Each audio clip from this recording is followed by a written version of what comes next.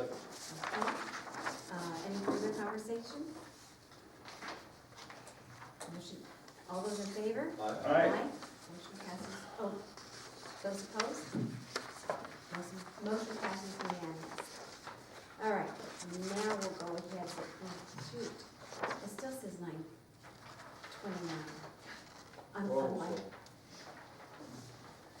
Everybody take notes, Ralph, and Read Brad. my items. One says 9:30. okay, now it's 9:30. Breath, and you're moved. Okay, item B, we're gonna go back over to, page 2. Item B, our 9:30, proposed ordinance, 530, public hearing, discussion for possible action. The White Pine County Board of Commissioners will take public comment and consider approval of proposed ordinance 530, bill number 09.14.2022, an amendment to White Pine County Code Title 10, Chapter 10.62, Section 10.62030, subsection 3, by deleting it and thereby enabling the Nevada revised statute regulating the use or consumption of marijuana on the premises of marijuana establishments to be the controlling law within White Pine County. Mr. Beecher, Mr. Riegel? So this is, just like last time, it's basically deleting the section that, that does not allow consumption of marijuana on the premises. Again, that doesn't require us to have these marijuana lounges, but it makes it so we can actually look at it and make a decision for ourselves on a case-by-case basis with special use permit. So, we'd ask for public comment, but, And if this anybody- is the second reading. If anybody has any questions, then definitely here to answer them. Michael, you see anybody on the Zoom? No. Okay, Mr. Riegel, did you want to contribute anything to that? Just that we don't have any pending interest right now currently, but partly because we have this, possibly because we have this ordinance on the books, so. And it's a new thing that they're just opening a licensing round anyway. There had not been these kind of lounges yet in the state, but they're gonna be a big deal, especially down south. So we'll see what happens when we put this in the books, and I ask that you work with it. Okay, and this item is also for possible action. So if there isn't any further discussion, Is there any, if I could, just, is anybody in the audience have public comment on this item? All right, thank you, Laura. yes. I'll make a motion to approve. Wait. It's all right, I've been ignored before. No I problem. didn't mean to, George. Not you. Okay, if you would like to comment by all No. means. Thank you. Okay, all right. Richard? I'll still make a motion to approve. Okay, Richard made a motion, I need a second. Ian, Commissioner Bullis, is there any further discussion? All right, all those in favor? Aye. Motion, anybody opposed? Motion passes unanimously. All right, thank you. We'll go, then over to Mr. Riegel on page 3, County Manager. Item A, discussion for possible action to renegotiate and set new terms to include approval of 3-year contract with golf professional Randy Long. Thank you. So, just wanna check the back up here. We have, the contract should be there. It is indeed, including showing the changes as, you like to see. And all we're doing differently, Randy and I have had a tentative agreement to propose as board, is a 5% increase this year, 2% next year, and 2% the following year, so 5-2-2. And so you'll see the difference in your pay there, the base pay. Other than that, we changed a little bit of language with, instead of reporting to the board, he works and is supervised by the county manager. That's the other change. I think there was a misspelled word on one of these pages I have to address, but I'll make that in the final copy. Yeah, you can't really read it here, it's on page 6, it's all crossed out like crazy. So, You see also I added a section on page 6 about the off-season, because I'm trying to work out more use of the course during the off-season. So it had added here, unless a new revenue amenity is added to the golf course which is viable in this off-season, such as an indoor virtual golf range, then an addendum to this agreement may be executed to cover the parties' duties, expectations, and obligations. I mean, there's nothing there now, so we're not changing anything, but if next year I get a wild hair and we can figure something out to add that amenity, we're gonna have to work with Randy to figure out how we covered that, having the course open and managed during the off-season. Okay, so I'm just having a provision there for that. Any questions on this? Yes, and I was just curious, there was conversation with the finance office in regards to the increases. Yes, so I had some conversations with him about, what's weird about this contract is we have it starting January 1st instead of most of our, we try to do most of our stuff starting July 1st, so we can budget for it and have it planned.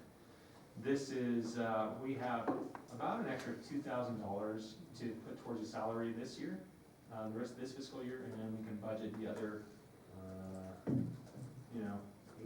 or whatever it is, on lawyer math, for the following budget session. So we do have it within the budget to handle it this year, and we'll accommodate it appropriately for the next couple of years.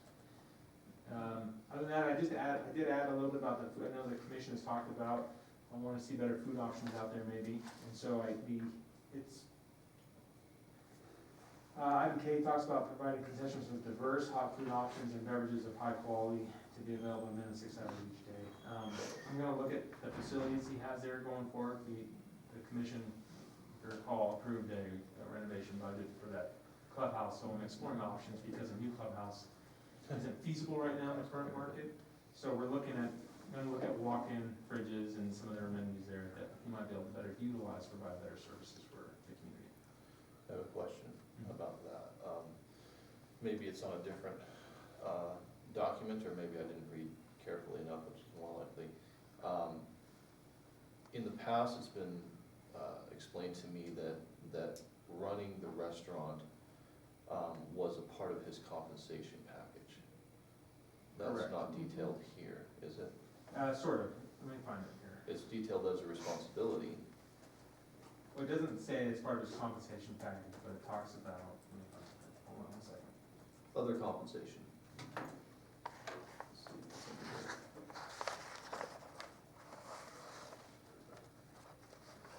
Something about it under the other compensation. The reason I'm asking is I'm gonna keep pushing, because I think it would just take pressure off of him and serve our people better. To me, it would make more sense to, if it really isn't a money issue, to figure out a way to compensate him salary-wise better, and give him the option, or give him the option of benefiting financially from leasing that space to an actual restaurant, I guess is what I'm getting to.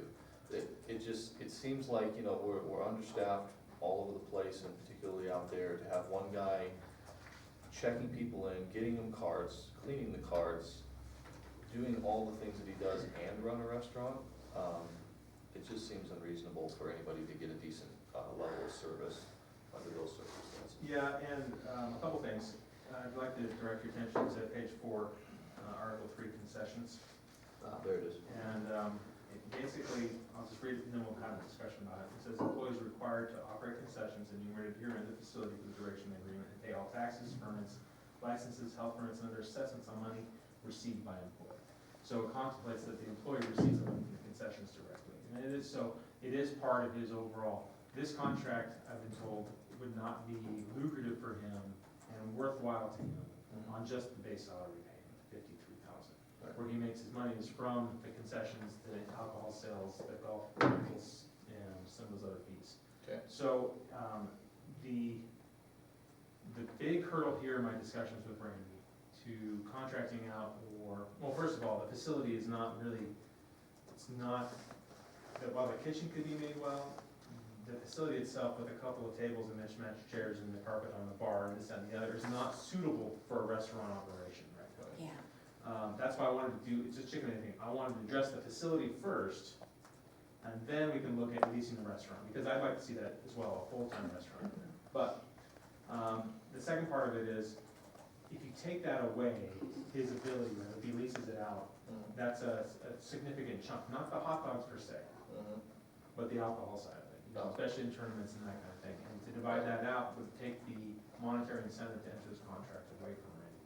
So, that's why my plan is to go ahead and lock down our Golf Pro for the next couple of years while we address the facility. And if anybody drives by the golf course right now, they'll see we're making great strides in cleaning that place up, and it's looking great.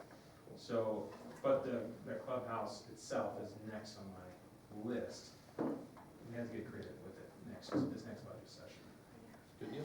Is there anything in this contract that precludes him from subletting the grill side of it, to leasing that space out to someone else to provide the food service? And then he can make money from that, right? If you want, it, you know, Yeah, there's a restriction on assignments, that would be assigning a part of the contract, Got it. but we could address that with an addendum if we needed to.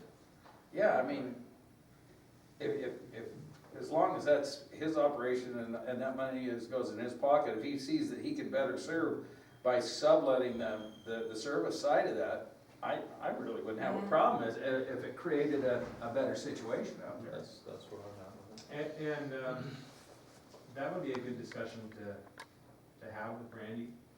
But it'd be difficult, I think, honestly, to bring someone in and interest them in operating that grill when, you know, in its current condition. Oh, absolutely. So I think what we need to do is look at the budget next year, when we get to February, March, and say, okay, how serious are we about fixing up this clubhouse, the inside of it? What are our options? And then, once, if we can achieve that, then we say, okay, Randy, here's what we have, here's what our vision is. Can we help you look at finding a lessor to operate just the grill side of it and bring those revenues still to you, to him? Yeah. You know, so. Can I say something? Sure. I'm out there every single day. And that golf course right now, what we've done is remarkable, what we've done. When you talk about what you guys are talking about, what we did last year by bringing on temporary helps, 3 high school kids, I think we hired extra employees to be out on the golf course doing the work, which was part of the argument from the year before, where he was doing everything. Now, he's able to work in his, and he is, he's working in his clubhouse, doing his paperwork, and availability for the grill and whatever it does. When we take money, that type of thing on the contract, and we lease it, okay, can 2 people, is there enough business there for 2 people or 3 people to make money? No, there isn't. So when you take and you think about redoing his contract where he can lease out that's money out of his pocket. His $53,000 a year is probably less than, although he works 3 months off, he's out there morning till night, working. I witnessed it this last year. He's on his own, out there putting sand on the greens, repairing everything, things that aren't part of his contract, but he's a hard-working guy. So when we discuss the changing of the compensation package, I think that would be something that any golf pro would take a look at that wants to come in here and say, wait a minute, I'm not giving up that much money to lease out or whatever. So the course now is being run, it's fantastic, it's in better shape in the last, and Shane can witness that as well, than it has been in the last 30 years. 30 years. We're fixing a parking lot that was put in there in 1959. And we repaired that, and it really, really has aesthetically made that facility welcoming. So we are upgrading, we're getting more play out there. People are coming in saying, I can't wait to come back, instead of the last several years, I'm never coming back here again. We've offered him a package, not that we didn't offer it to him. We hired some part-time workers to work out on the course so he can work in his office, in his business. So to even discuss it with him or any other person, there's just not enough money in there to sublease to anybody. And it would be taking anything he's got, he can get away from his work inside and go cook a hot dog or a hamburger, which is gonna be money in his pocket, and just like his tournament. So bringing up that whole can of worms, this contract has been like this since day one. The golf pro that has worked here since way back in '59 has always had part of his compensation, you figure $53,000